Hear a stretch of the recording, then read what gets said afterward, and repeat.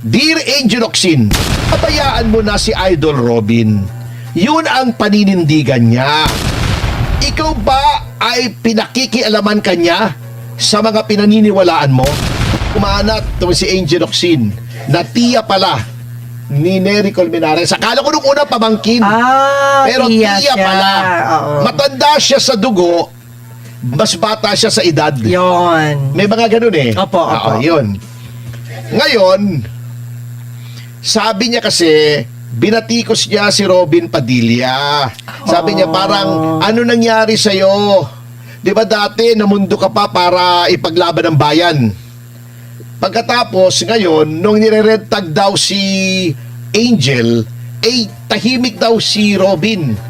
At parang nagpagtsikahan pa sa mga nagre-red tag. Pagkatapos, bakit daw pinagtatanggol ni Robin si Pastor Kibuloy? Muslim siya. Ano naman kinalaman noon? Di ba? Sariling desisyon niya yun. Parang nanunumbat pa Opo. na kasi hindi nga sang-ayon si Robin sa paniniwala ni Angel Oxin.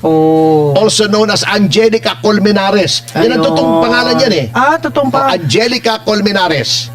Ay parang walang kwentang tao si Robin Padilla.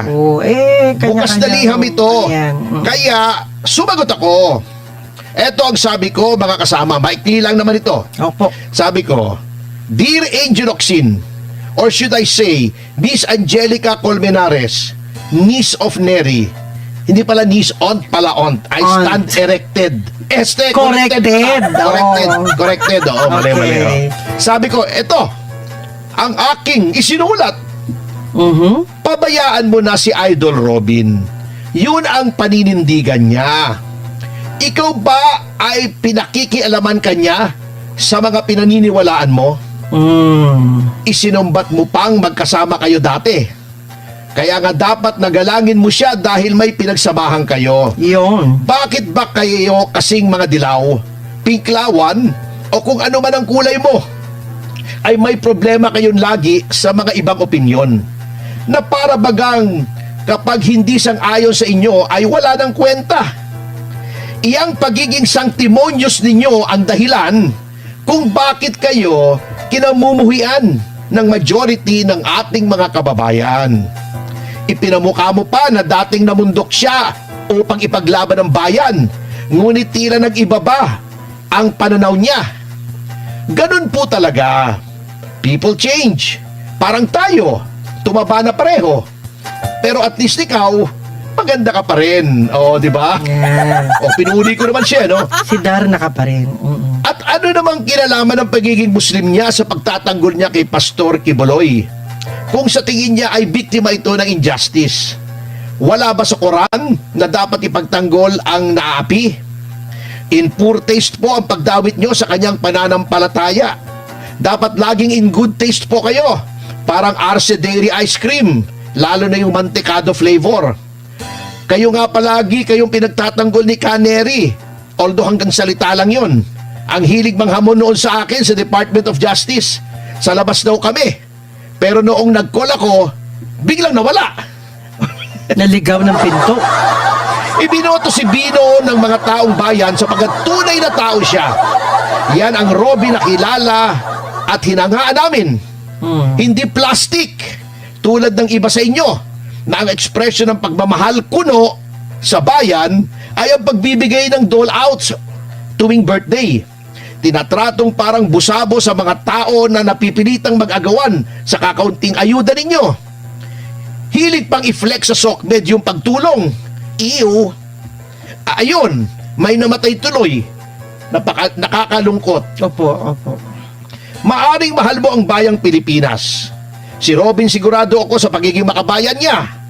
Ngunit huwag mong ipagpilitan na kumilos siya ng gaya sa gusto mo. Yun. Huwag tayong maging parang mga pariseyo na sa tingin nila ay sila lamang ang may angking kabanalan at ang mga hindi sang-ayon sa kanila ay dapat itakwil. Tama ka. Ang utang na loob ng mamamayang Pilipino ay sa Diyos at sa Pilipinas nating mahal. Hindi sa iyo o sa iyong grupo o sa paniniwala ninyong nais ninyong sapilitang sundin ng lahat. Tama na ate, gising na. Ngunit tingin ko, Para sa iyo at mga tulad mo, hindi na magbabago ang kaulaluan nyo. Huli na ang lahat. Okay. Diba? Apaka-ipokrito eh. Grabe itong mga taong to. Sila lang ang tama. Anyway, uminit yung usapin tungkol sa investigasyon daw doon sa Asian Games ng 2019. Yes. At di ba sinabi ko kahapon, tatawa-tawa ko. Opo. Sabi ko, imbestigahan nyo yan. Ang isa sa mga nasangkot dyan ay si Vince Dizon Oo na nga. itinimanda ng Citizens Crime Watch noong 2019. Nandiyan na ba sa ating linya ng komunikasyon ang Tagal na Pangulo pala ng nun, Citizens Crime Watch? Ayan. Wala pa. Okay. Oo. Anyway, habang hinihintay po natin si CCW President, National President, Jigs Magpantay, ay pasalamatan natin. Yun. Tayo parehas dito. Opo. Si Direktor Matibag. Opo. Yan. At matibag siya. Oo. Yan. Diba sabi natin nung isang araw, Opo. ano ba naman yung si Matibag?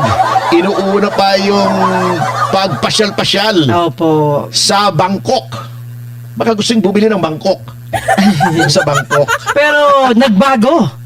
Oo, nagbago! Yun. Ang maganda. Hindi siya nagbabago yung kanyang plano nagbago. Yun. Kasi nung una, kanyang gina-justify Opo. na ito daw ay importanteng anti-scam summit na may mga ibang kinatawan ng iba't ibang mga law enforcement agencies mula sa buong mundo. Opo. At parang nanghihinayang pa siya na hindi pumunta kasi makakatsikahan daw niya. Parang side talk. Okay. Yung direktor ng FBI, Federal Bureau of Investigation, si Kash Patel. Di ba marami ng cash si Matibag? Di ba nandun sa video? Cash. Nagkumain sila sa restaurant, Ayaw. tinanong nila kung magkano yung bill, sabi sa kanila 100,000 something. Oo. Di ba nagyabang siya, sabi niya, uy, ang liit pala, ito 1 bilyon, di ba naglabas ng 1 bilyon, di ba? Di ba? Yun lang. Yun lang. Marami ng cash, gusto pang kausapin si Kash Patel. Cash Patel. Ano ba naman yan? No, anyway, natauhan. Ayan. Tinatab lang din pala. Oo. Hindi, nag-isip lang yun, sir. Meron pala siya noon. Oo. Nag-isip. Nag-isip? Kasi sabi niya, Nag-isip. Ayan. At sabi niya, hindi na daw siya pupunta. Yun. Oo. That's it. At magpapadala na lamang siya ng kinatawan mula sa NBI. Good At idea. tamang desisyon yan. Opo, good idea. Alam niyo kung bakit? Hindi naman sa pag-ano. Opo. Alam niyo, yung NBI talaga, magagaling ang mga tao dyan. Yung mga karir, Noon. Tagal na dyan. Noon. Hindi, kahit ngayon. Oo. Marami akong kilala dyan. Yung isa nga, estudyante ko pa eh. Ayan. Maraming magagaling dyan na alam ang ginagawa nila. Opo. Si Matibag, hindi naman karir yan eh. Hinugot lang yan. Kung saang ewan eh. Pero lawyer siya, di ba? Hindi naman marunong sa law enforcement yan, sa investigasyon, sa intelligence. Hindi naman karir Walang yan eh. training. Walang training. O, di ba, politiko yan, kung tutusin mo. Sabi Opo. nga ni kaibigan nating Egay Arice, Oo. political operator yan eh, o, di ba? O, bigyan mong ilalagay dyan. Anong alam niyan doon sa pag-uusapan? Dekada ang kailangang training para makapag-discuss ka ng maayos doon. Ayun. Anong i-discuss niya ron? Isasampi na si Mike Defensor, o, di ba? Yun ang masakit. Oh. Yun ang gagawin niya roon, di ba? Kakain sa restaurant na may dalang 1 milyong piso. Oo, yung ba? grabe. Oh, magmura sa telepono. O, di ba yung dinedetret niya, kumalat galit na galit yun siya. eh. O, Ay, yung happy. video. 1,000 Hi, live thank you, viewers guys. sa DCR Yeah. YouTube. Salamat po. Thank you for watching. Yan. Hindi rin siya makikipag-usap ng maayos dun eh. Ayun. Maigi na yung isang tao na matagal nang pinag-aaralan niyang anti-scam. Oo, yung anti-fraud. Opo. Dito sa Pilipinas na mga multinational crimes. Kailan lang naman siya sa NBI eh.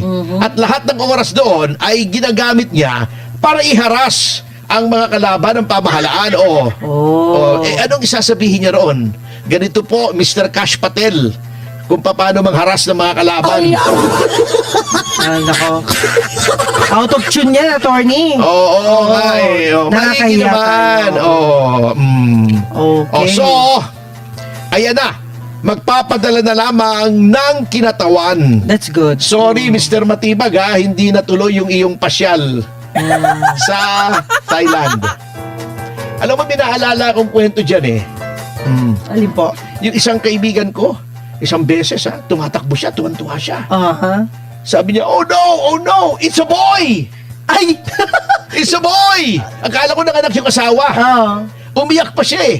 Sabi ko, it's a boy! Oh, bakit? Hindi na ako babalik sa Thailand. Teka, ganon. Ano ba yun? Ba't napunta ganon? Attorney, Di ba maraming ladyboy doon?